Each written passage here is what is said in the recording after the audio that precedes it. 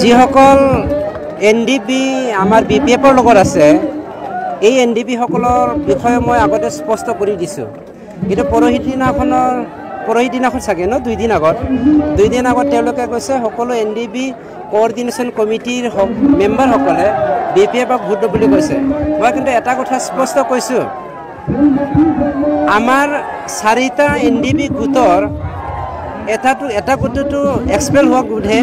ধীৰেন বড়ো গোটটো সেইটো এক্সপেল হোৱা গোট কিন্তু আৰু এটা গোট আছে ৰঞ্জন দৈমাৰী গোটৰ কিছুমান এনডিপি কেডাৰে আজি হাজিৰা খোৱাৰ বাহিৰে বিপিএফৰ হয় হাজিৰা খোৱাৰ বাহিৰে আৰু একো নাই তেওঁলোকে হাজিৰাই খাই আছে 2014 চনৰ পৰা আজি আপোনালোকক মই এটা প্ৰমাণ দিবলৈ গৈ আছোঁ কেইদিনমানৰ পাছত ইউপিপিএলৰ হৈ পেলাই কিয়নো 75% এনডিপি আৰু লিডাৰ ইনক্লুডিং ৰঞ্জন দৈমাৰী আমাৰ ইউপিপিএল পাৰ্টিক সাপোৰ্ট কৰে সেইটো আমি খুব সোনকালে প্ৰমাণ দিবলৈ গৈ আছোঁ গতিকে বৰ্তমান যিসকলে বিপিএফৰ হৈ কেম্পেইন কৰি আছে তেওঁলোকে হাজিৰা খোৱা এজন মানে হাজিৰা খোৱা কি কয় স্পিকাৰ হিচাপে বিপিএফৰ হৈ পেলাই কাম কৰি আছে বাকি একো নহয় एनडिपि आरखौ प्रमद बरुवा नासयदों होननाय रावखौथ' जोंनि दुलाराय बर'फोरा खोनायोबा लाजिगोन एबा मिनियोसो मानोना जेब्ला जोंनि नाब्ला सारा जेल जादोंमोन कनभिक्टेड जानानै बे समाव प्रमद बरुवा दुलाराय बर' फरायसा आफादनि आफादगिरिमोन बे समाव जोंनि बिटिसिनि खुंथाय आसामनि खुंथाय सेन्ट्रेल गभर्नमेन्टनि खुंथायावबो जोंनि हाग्रामा महिलारियानो दंखायो गतिके बे मोनसे पलिटिक्सनि मोनसे खोन्दोसो जाय बाथ्राखौ दिनै हाग्रामाया बुंनो नाथाय जोंनि बे हारिमुना सारिमु होननाय सासे एनडिपि आरनि मा होनदों पिएस ना मा आं बेखौ मिथिला पार्सनेल सेक्रेटारिनो बिथांनि बुंनायखौ आं आसरित मोनदों बिथांमोना आसरित जानो गोनां गैया 2014 सननिफ्रायनो जाय बिथांमोना दिनै बिपिएफनि जानानै बाथ्रा बुंगासिनो दङ बिथांमोना खामला जाबोबाय थाखादों दिनै हारिमुआ मोनसे मिथिङावहाय खामला लानानैसो हाजिरा फैसा फिस लायैसो बिपिएफनि जानानै गुंग्राय सेलेखा गलायलायनाय मोदै गलायलायनाय लेक्सार होफ्लानानै मानसिफोरखौ इमोसनेल एटाचमेन्ट खालामनानै माने बिपिएफनि सापर्ट होनो थाखाय खावलायदों किन्तु रायजो राजाया थगायजाना दिनैनि दिनाव मानो होनोब्ला दिनै नाब्ला सारा कनभिक्टेड जाखानाय हिसाबै जोङो बिथांखौ बख'नो हायै अबस्थायाव थानायखायनो जोङो एकर्डनि गेजेरजोंबो बख'नो हायाखै किन्तु दाखालि नोंथांमोननि मिडियानि गेजेरजों आं मोनसे बाइट होदोंमोन बिपिएफआ दिनैसिमबो गोहो दङ नाब्ला सारखौ लोगोसे थांनाय जेल जानाय 100 बांसिन फासि होजाहां मानसिफोरखौ बख'नो हानायनि किन्तु बिपिएफआ बै पलिटिकेल सार्थनि थाखाय गावसोर देरहानायनि सार्थजोंनो बिथांमोना दिनै रावनिबो जानानै बा एनडिपि आरएसपि जियानो जायाथों मानो बिनि जानानै खामानि मावनो नागिराखै मानोना बिथांमोना रां जाख्ल'दों बे जाख्ल'नायखौ बासायनो थाखायनो दिनै बिथांमोना माखासे जोंनि एनडिपिनि सोद्रोमाफोरखौ खामला लायै जोंनि रायजो राजाफोरनि खाथियाव थांनानै इमोसनेल एटाचमेन्ट खालामनायनि मोनसे खोन्दोल' मोनसे बाथ्राखौ रोखा जा मानोना बावैसोनो सिगां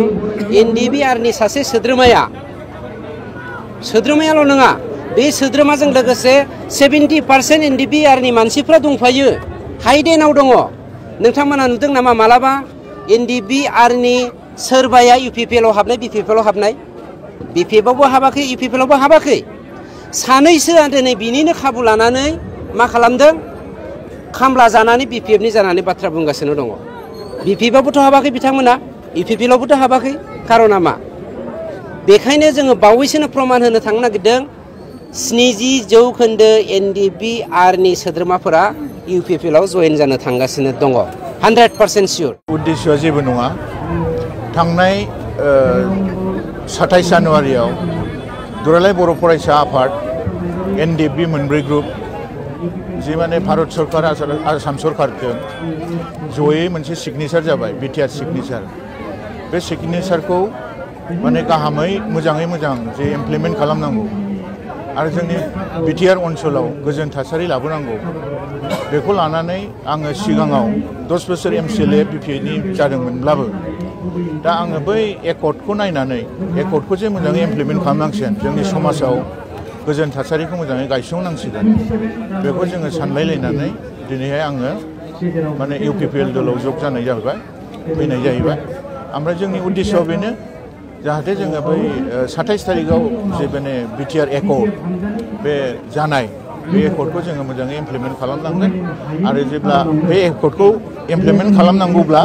जेरैखि जाया सिगनेटरिफ्रा सासनाव फैनांगोन आरो BTRखौ सालायनांगोन बेनिखायनो जों दा बे थांखिखौ लाबाय आरो दा बिदिबाथ' गावनो थगायनाय लानाय जाबायना बे ना BPF बिथांमोना जाख्ल'आखै होनबाय थादों BPFआ ओमफ्राय जाख्ल'यैयाव बिथांमोना थांदों सावरायग्राया बे मोनथाम गाहाम जुदि BPFनि मेम्बारफ्रा बा चेयारमेनफ्रा जुदि लादोंब्ला बिथाङा बेयाव थांनो नाङामोन BPFआ जुदि जाख्ल'दोंब्ला मानोथो थांखो बिलाय दा ओंखायनो आङो बुंदों माने BPFखौ जे बिथांमोनहा माबाबाय सिंजों बिराद सिंजों माबा खालामबाय आरो मा होनो बेखौ बर'आव माने डाउन माने इंलिसनि डाउन गाहायाव लाबोबाय बे रोखा जाबाय आरो मानोना बिथांमोनानो BPF आरो BPFखौनो जुदि जाख्ल'दों होनोबाथ' बे मोजां जाया हाग्रामा महिलानि थाखाय बे मोनसे एटम बममोन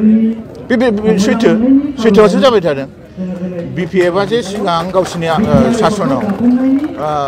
गोबां दुर्निति खालामबोबाय साख्रिखौनो हक थाखा फैसाखौनो हक गोबां न' बां लुनाय रायजोफोरनि गोबां जे दुर्निति जाबाय बे रायजोफोर सासननि उनाव माबा प्रमान जाफैबाय देख दाख्लै माने 7 तारिखआव जोंनि BTC जे प्रिन्सिपाल सेक्रेटारि गभर्नरनि दैदेननायाव जे सासन जाबाय बे प्रिन्सिपाल सेक्रेटारिया देखै हाग्रामा महिलानि जोंनि दुर्निति साख्रिनि दुर्निति बेखौथ' 7 तारिखआवनो देखायबायना 29टा ट्रेन्सपर्ट डिपार्टमेन्टआव साख्रि होनाय हाग्रामा महिलारिया दुर्नितिबाबो साख्रि होनाय बेखौथ' नोङो प्रिन्सिपाल सेक्रेटारि दाखै केन्सेल खालामजोब्बाय बेयावनो जों मिथिबाय माने रायजोफ्रा बुजिनो हाबाय माने थांनाय 17 बोसोराव जे BPFआ दुर्निति खालाममारदोंमोन बे देख प्रमान जाफैबाय UPPLआव उद्देश्य लानायनि मेन कारनानो जाहैबाय मा BTR एकर्डखौ दाफुंगोन आफादानो जाहैबाय UPPL दिनै BPF हानजाया BTR एकर्डखौ एकर्ड जाखांनायनि उनावसो नाफस खालामनाय बा एक्सेप्टेबल खालामै जाबाय बेवहाय मा उद्देश्य दं जों बेखौ मिथिया BTRआव जोङो साफ्रोमबो नायोब्ला बुंनो थाङोबा गुबुन हादरसानिफ्राय बा स्टेटनिफ्राय BTR एकर्डआवनो साबसिन हामसिन दफा दङ दा बे दफाखौ मावफुंनो थाङोब्ला जोंहा नैबे गोदानै सरकार पार्टी दानाय UPPL आफादानो बे BTR एकर्डखौ दाफुंनाय जागोन एसे सिगाङाव आङो माखासे मानसिफोरजों थाफानानै आं बिसोरनि माखासे आदर्शफोरखौ आं हमनो हादों बिसोरनि आदर्शआव BTRखौ दाफुंनायनि जेबो थिरांथा गैया आरो बेजों लोगोसे जोङो BPFनि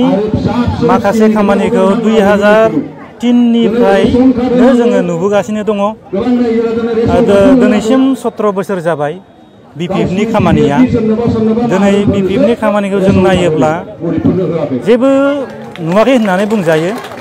मोनफा मोननै फिसा फिसौ जेनेबा लामा दंग'आ फिसा फिसौ जादों बेबो साक्सेसफुल कनस्ट्राक्सन नङा आरो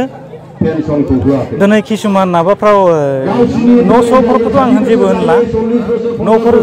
न' बां जेनेबा IOIफोर मोननायाथ' जेरै सरकारनि मोनसे यजनाखा बेखौ बयहाबो मोनखायो बिफोर BTC बिनि सिगाङावबो न' बाङा मोननाया बयहाबो रोखायै दिनैसिम दङ दिनैसिम दिनै बायनानै थाङाखै दा BPF सरकारासो न' सेंसन बानायनानै गोदानै आसनि बानायदों होननाया बे जों बेखौ गनायनो हाया बेवहाय बुहुत एलिगेसन माने बुस्थुआ बुंनो थाङोबा जाख्ल'नाय लोंख्ल'नाय बायदिसिना बेबायदि होनाय जाबाय आरो जेरै दुर्निति होनो आसामिसफ्राव दा बेफोरखौ जोङो सैज्य खालामनो हाया दा BPFआव थाफानाय जादों बै समाव जेनेबा साननै सानथामसोआ बेवहाय जों थाफानानै बुजिनो मोन्दों मा बेफोरो रायजो राजानि थाखाय BPF सरकारा मावनानै होनो हानायनि जेबो केपासिटि गैया थांखिबो गैया केपासिटिबो गैया गावबागाव सेल्फिशनेस आइडियोलजि दं बिस्रा दा आं बुंनांगौ खोथाखौ नै दा एसे सिगाङाव बे माबायानो बसुमतारियानो बुंलांबाय आंनि लोगोआनो दा आं फंनैसो बुंबावगोन जों एस ग्रुपनिफ्राय बे सावरायग्रा ग्रुपनिफ्राय जों जे दा इउपिपिएल हाबनाय खारन दा बावैसो एसे सिगाङावहाय माने 27 जानुवारि खालारखालि एकर्ड खालामदोंमोन बे एकर्डखौ बिथाङा सावरायग्रा बा बिसोरनि बिपिएफनि लिडारफोर बिथांमोना माने बे एकर्डखौ गनायनानै लाया बिदि बुंनायनि थाखाय माने जोङो उसुबिदा मोनदों आरो बिनि उनावहाय गोबां खोथा बुंबावदों आरो बिसोर जोंखौ थगायनानै दोननायनि खोथाबो दंबावो जों दिनै आइजो माहारि जानानै एबा बिमा माहारि जानानै जोङो गिबिनिफ्रायनो जोङो नांगोलाव भट होबोदोंमोन नांगोलाव भट होसेयावबो जोङो जेबो मोनाखै जोङो दिनैहाय मोनसे समाव बेसेबां सन मोनथाय आं बेखौबो गोसोआव गैला बामोनगावआव बे बिसिडिसिनि दानि गोदान बिसिडिसिनि खोलाहा मिटिं जादोंमोन बे समाव आं बुंदोंमोन माखौ चन्दन सारखौ सार जोंनोबो लामा नांगौ जोंनि लामा हान्था मेलाया ओरैबायदि गाज्रि होननानै बुंदोंमोन आङो बेयाव बुंदों चन्दन सारा मिटिं जानायाव गोबां सुबुंफ्रानो माबा माबि बिदोंमोन आं बुंदोंमोन सार जोंनोबो लामा नांगौ नोंहा बेखौसो बिनो फैबाय होननानै आंखौ चन्दन सारानो रायदों आं चन्दन सारजोंनो रायजानो मोन्दों बिनि थाखायनो बिनि दिखारैनो जों दिनै बिपिएफनि हेंथायै जों दिनै इउपिपिएलखौ मोजां मोननानै मोनथाम गामिया जोङो दिनैहाय बे खरफागुरि धरमपुर जाम्फैगुरि जोङो गामि दरथामबो नफ्रोमबो घरे घरे जोङो दिनैहाय बे इउपिपिएल हान्जाखौ